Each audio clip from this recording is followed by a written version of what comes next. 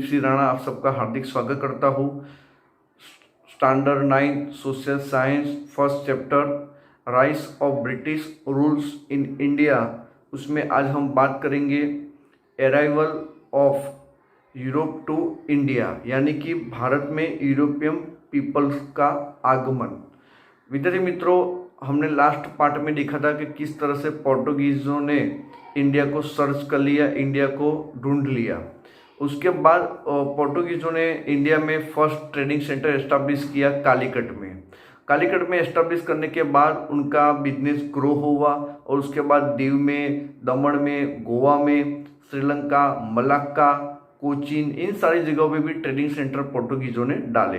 पोर्टुगीज़ों की success journey देख के दूसरे यूरोपियन कंट्रीज के लोगों भी इंडिया में ट्रेडिंग के लिए आना शुरू हुए, जिसमें हॉलैंड के जो डच लोग थे वो आए, उसके बाद डेनमार्क के डेनिश आए।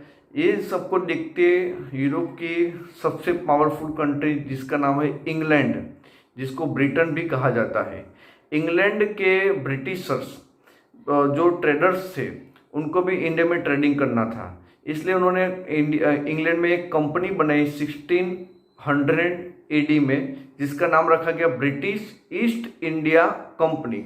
अब ब्रिटिश ईस्ट इंडिया कंपनी तो बना दी ट्रेडर्स ने, बट उसके पहले क्वीन की परमिशन चाहिए इंडिया में ट्रेडिंग के लिए। तो इंग्लैंड की क्वीन थी क्वीन एलिजाबेथ, तो इंडिया में ट्रेडिंग के लिए परमिशन भी दी थी। अब बारी थी इंडिया के जो किंग थे उसकी परमिशन लेनी।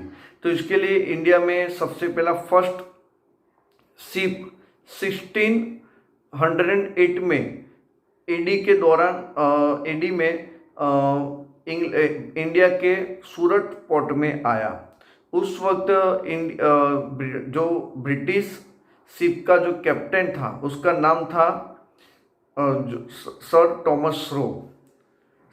सर हॉकिंस उसका नाम था। हॉकिंस ने इंडिया में फर्स्ट स्टेप रखा ब्रिटिशर्स में से। तो उसके बाद वो जहांगीर को मिले पर ट्रेडिंग की परमिशन नहीं मिली, बट उन लोगों ने हार नहीं मानी। दोबारा अगेन फिर से वो आए इंडिया में और इस बार उनको परमिशन मिली। पहले परमिशन इसलिए नहीं मिली थी कि इस टाइम में पोर्टुगीज़ों का जो इंडिया में एक तरह से एक बड़ा सा पावरफुल माहौल क्रिएट कर दिया था, जिससे दूसरी कंट्रीज के लोगों को इंडिया में ट्रेडिंग की परमिशन ना मिल पाए। पर सेकंड चांस में मिली परमिशन और उसके बाद ब्रिटिशर्स ने इंडिया में फर्स्ट ट्रेडिंग सेंटर एस्टैब्लिश किया 1630 में एडी में सूरत में फर्स्ट ट्रेडिंग सेंटर एस्टैब्लिश किया। उसके बाद भरूच में, अहमदाबाद में भी ट्रेडिंग सेंटर्स ब्रिटिशर्स ने एस्टैब्लिश किया। बट होता यूँ है कि यहाँ पे मराठा पावरफुल थे और मराठा पावरफुल होने के वजह से वो यहाँ से निकल गए और बॉम्बे में, यानी आज का मुंबई में फर्स्ट उसके बाद ट्रेडिंग सेंटर उन्होंने वहाँ पे एस्टैब्लिश किया। उसके बाद मछलीपट्टनम, यानी आज का आंध्र प्रदेश में ट्रेडिंग सेंटर एस्टैब्लिश किया। उसके बाद फोर्ट सेंट जॉर्ज, यानी आज का चेन्नई, में ट्रेडिंग सेंटर एस्टैब्लिश किया। फोर्ट विलियम, यानी आज का कलकत्ता, वहाँ पे ट्रेडिंग सेंटर एस्टैब्लिश किया। तो इस तरह से साउथर्न पोर्शन में, ईस्टर्न इंडिया के पोर्शन में ब्रिटिशर्स ने ट्रेडिंग सेंटर एस्टैब्लिश किए। तो साउथ ईस्ट पोर्शन में ट्रेडिंग सेंटर एस्टैब्लिश करने के बाद उसका हेडक्वार्टर रखा गया बॉम्बे को। बॉम्बे यानी मुंबई का उसका हेडक्वार्टर रखा गया। ब्रिटिश ईस्ट इंडिया कंपनी का हेडक्वार्टर क्या बना? मुंबई। ठीक है, तो ये बात हुई ब्रिटिशर्स के बारे में। विद्यार्थी मित्रों के पोर्टुगीज आए, हॉलैंड के डच लोग आए, डेनमार्क के डेनिश आए, इंग्लैंड के ब्रिटिशर्स आए।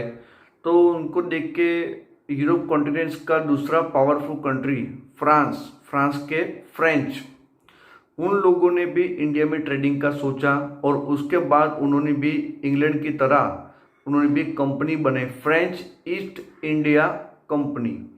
तो 1668 में French east India company India में आई ट्रेडिंग के लिए, और उन्होंने यहाँ पे मछलीपट्टनम, पौंडीचेरी, करिकल में अपना ट्रेडिंग सेंटर एस्टेब्लिश किया।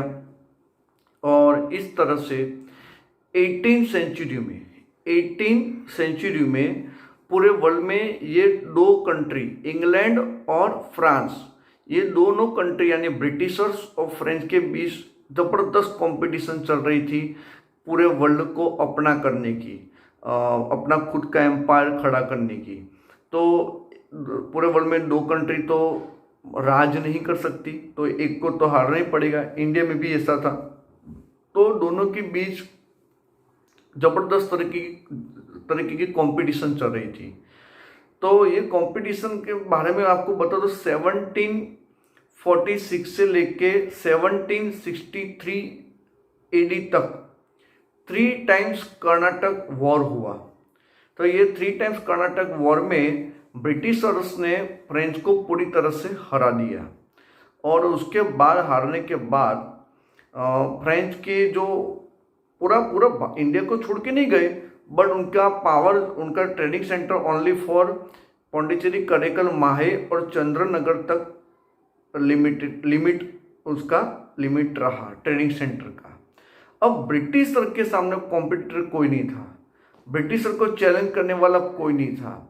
अब उसका पॉलिटिकल कैरियर, फ्यूचर पूरी तरह से अब ओपनली था। अब उसके सामने कोई कॉम्पिटिटर नहीं था। अब उसको इजीली इंडिया में पॉलिटिकल पावर एस्टेब्लिश कर सकता था। एक तरफ डेनमार्क के डेनिश, हॉलैंड के डच लोग भी यहाँ से चले गए थे। तो आगे की जो स्टोरी आने वाली है नेक्स्ट पार्ट में, उसमें आएंगे battle of Plassey, battle of Buxar, जिससे ब्रिटिशर इंडिया में ऑफिशियली पॉलिटिकल पावर को एस्टेब्लिश करते हैं। अब तक तो ट्रेडिंग करते थे, बट अब पॉलिटिकल पावर अब अपना एस्टेब्लिश करेंगे, तो उसका नेक्स्ट पार्ट में हम देखेंगे। तब तक के लिए नमस्कार, जय हिंद।